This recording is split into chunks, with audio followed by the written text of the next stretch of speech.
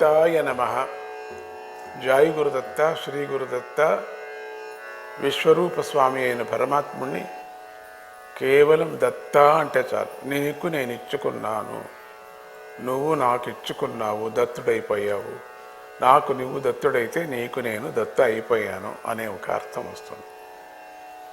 ఆత్మార్పణ శరణం అయినప్పుడు మాత్రమే బుద్ధిని, మనస్సుని, అంటే కొంత ఆత్మ అంటారు, మనస్సుని, ఇంద్రియాలని అంటే శరీరాన్ని పూర్తిగా సమర్పణ చేయటం ఒకటి. ఇంకా సెకండ్ థాట్ ఉండకూడదు అని.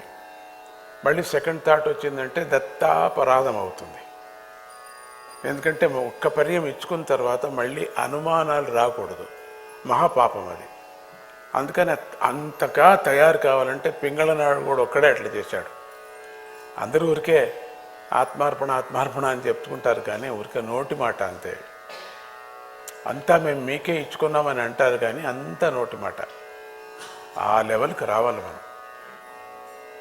ద్రాం దత్తాయ నమః అని దత్తమంత్రం. ద్రాం అనేది బీజాక్షరం. దత్తస్వామి ఆ బీజాక్షరంలో నివసిస్తూ ఉంటాడు. ద్రాం అంటే చాలు, తనను స్మరించే వారి హృదయంలో ప్రకాశిస్తూ వారి దారిద్ర్యాలను తీరుస్తూ ఉంటాడు. దరిద్రం అంటే ఏదో అన్నము లేకపోవటం కాదు దరిద్రం, అదొకటే కాదు దరిద్రం. భగవంతుడిని స్మరణ చేయకపోవటం కూడా ఒక దరిద్రమే. భగవంతుడిని నమ్మకపోవటం ఒక దరిద్రమే. దండికి డబ్బులు, బిల్డింగ్లు, కార్లు ఉంటే అది కాదు. భగవంతుణ్ణి ఎవరు స్మరణ చేయలేదు, ఆ ఇన్విజిబుల్ గాడ్, తెలియనటువంటి పరమాత్ముడి యొక్క శక్తిని ఎవరు స్మరణ చేయలేదు, వాడు దరిద్రుడు అని అర్థం. అలా దత్తస్వామి అందరి మనస్సులకు ప్రియుడే ఉన్నాడు. అటువంటి ఆ దేవదేవ దత్తుణ్ణి మనమంతా స్మరిస్తున్నాం. ఆకాశం నుంచి పడినటువంటి ప్రతి బిందువు సముద్రంలోకి చేరి కలిసినట్టుగా శ్రీ గురుం ప్రతిగచ్చతి అంటే అందరి దేవతలకు పెట్టే నమస్కారం ఆది గురువైనటువంటి దత్తస్వామికే చేరుతుంది. దత్తమంత్రాన్ని జపిస్తే మనుషులందరికీ రక్షణ లభిస్తుంది.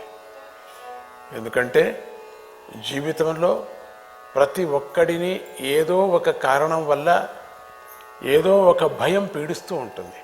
అది ఆంతరిక భయం కావచ్చు, బయట భయం కావచ్చు, శారీరక భయం కావచ్చు, అన్ని విధాలమైనటువంటి భయం. ఒక భయం, ఏదో ఒక భయం ఉంటుంది, ఎప్పటికీ ఉంటుంది. నాకు ఏ భయము లేదబ్బా, నేను నిర్భయంగా జీవిస్తున్నాను అనేవాడికి భయం ఉంది, చెప్పుకోడు. అర్థం కానటువంటి భాష అది, చెప్పుకోలేనటువంటి భాష భయం అనేటువంటిది. ఆ భయాన్ని దత్తస్వామి తొలగిస్తాడు. చూసారా, లోపల ఉండే బయట ఉండే తెలియనటువంటిది, రేపు ఫ్యూచర్లో రేపు వచ్చేటువంటిది, వెనకల జరిగినటువంటి జ్ఞాపకాల భయం, ఇవన్నీ కూడా దత్తుడు నివారిస్తుంటాడు. ఆయన అందుకే నిరంతరము సంచరిస్తూ ఉంటాడు.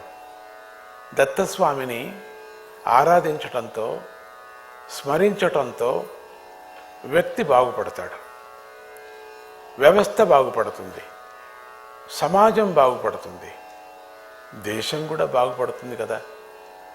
ప్రపంచానికి రక్షణ కలుగుతుంది, అది ముఖ్యం. సామాన్యంగా పిల్లవాడు పుట్టగానే తల్లిదండ్రులు ఏం చేస్తారు? మొట్టమొదట పెట్టేది ఏంటి? ఒక పేరు పెడతారు. ఏ నక్షత్రంలో పుట్టాడో ఒక పేరు పెట్టక తప్పదు, పెట్టేస్తారు.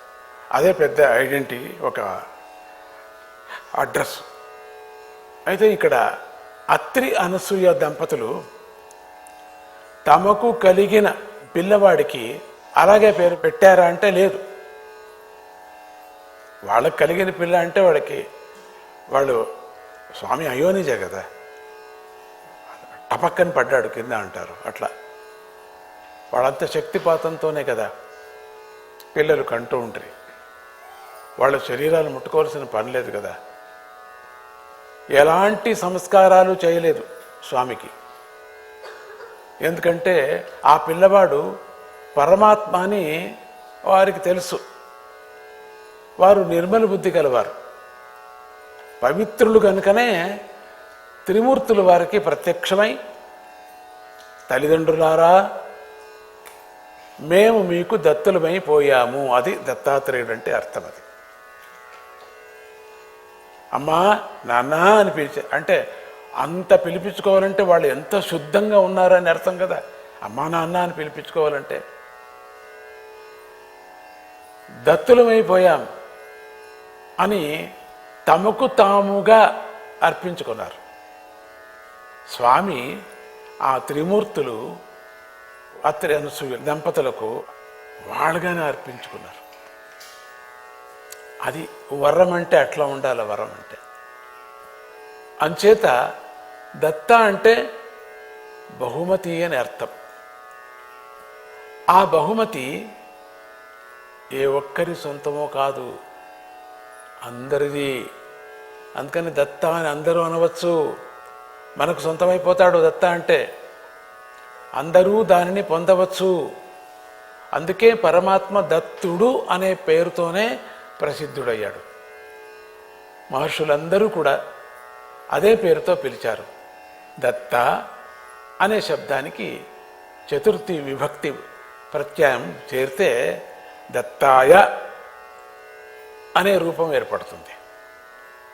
దత్తాత్రేయ వజ్ర కవచం ఇలా బోధించింది.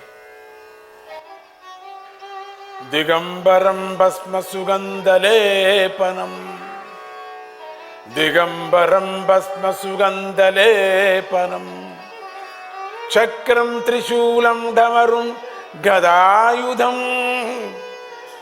చక్రం త్రిశూలం డమరుం గదాయుధం, పద్మాసనం యోగి మునీంద్రవందితం, పద్మాసనం యోగి మునీంద్రవందితం, దత్తేతి నామస్మరణేన నిత్యం,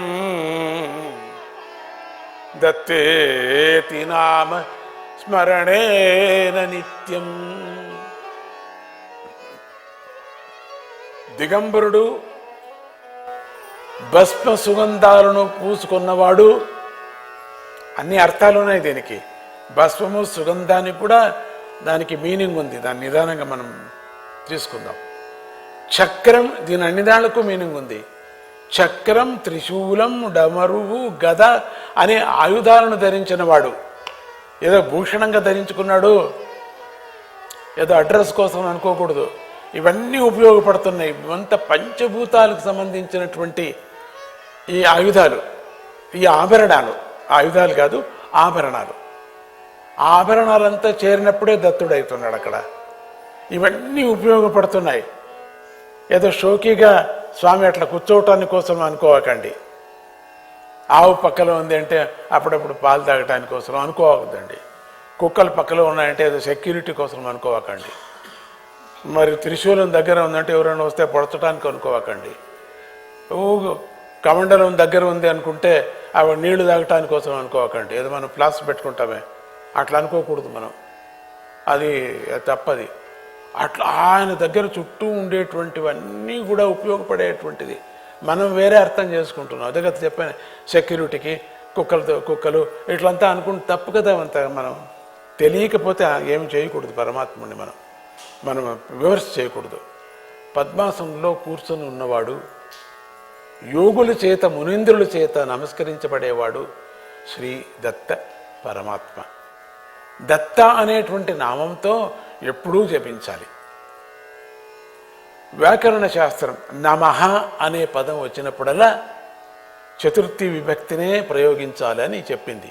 అందుచేత దత్తాయ నమః అని స్మరిస్తే సకల దేవతా స్వరూపుడైన దత్తస్వామికి నమస్కరించినట్లు అవుతుంది. నమః అంటే ఏమిటి?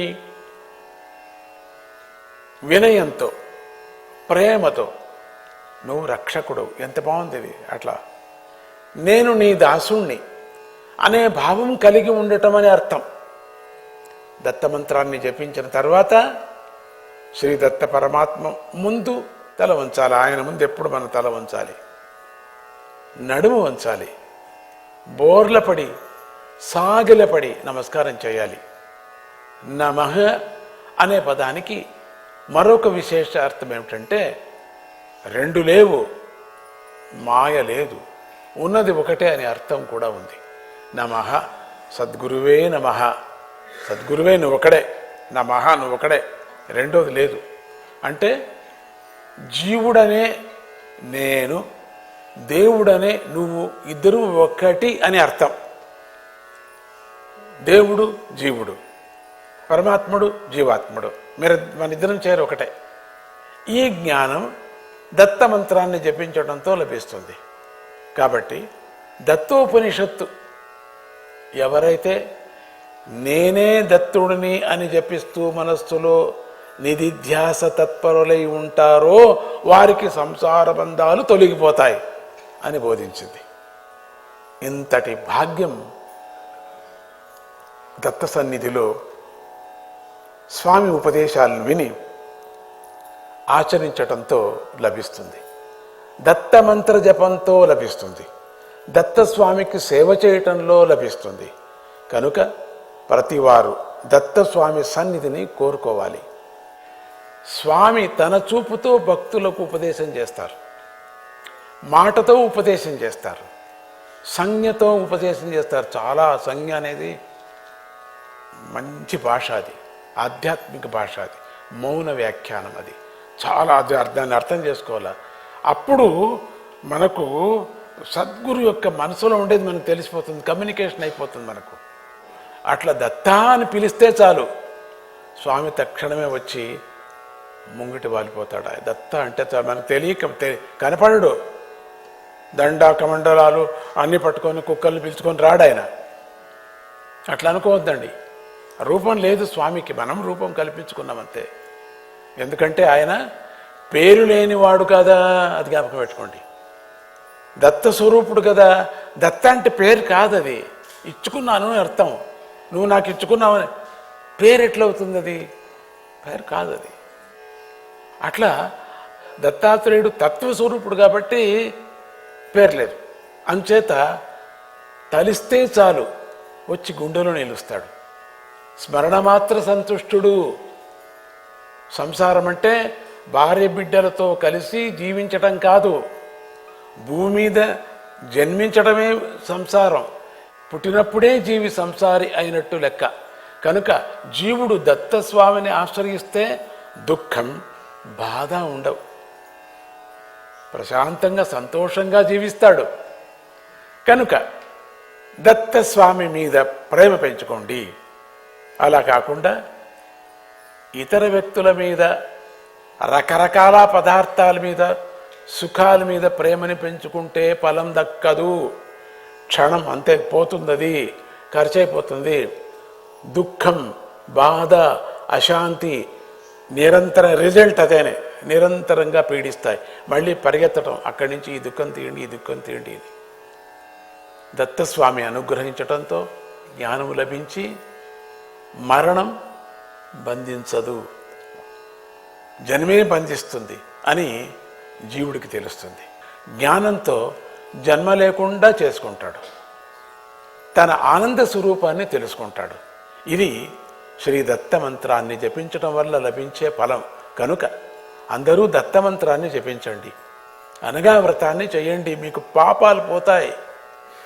కేవలం ఆ స్వామి యొక్క వ్రతం చేస్తే చాలు, మనకు ఆరోగ్యము, జ్ఞానము, సంపత్తు అన్నీ కలుగుతాయి.